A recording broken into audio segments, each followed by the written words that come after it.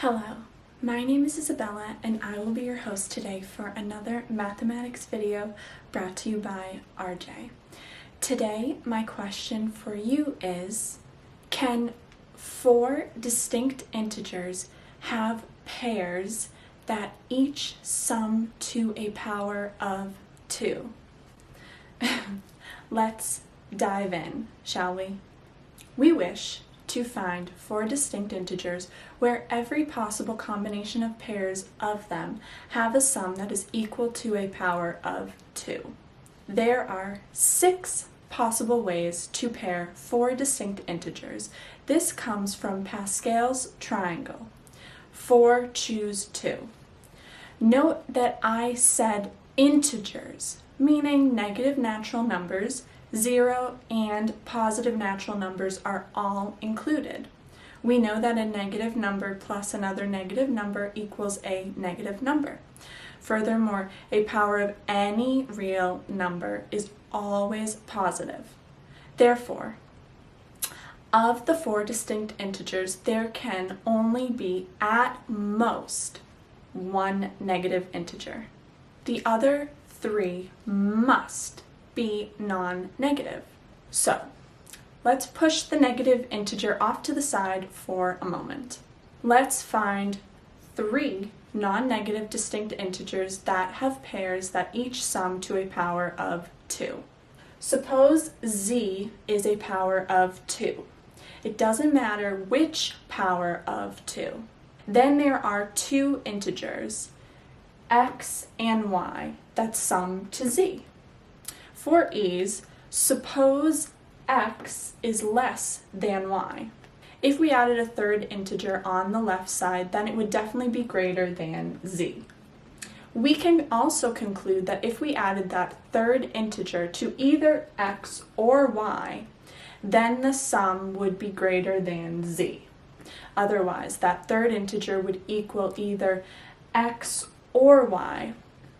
And by our rule, the integers must be distinct. We are also assuming the third integer is greater than y. T is the third integer. A and b are both powers of 2. And for ease, suppose a is less than b. Like I stated before, if we add t to x, then we need a power of 2, which is a multiple of z.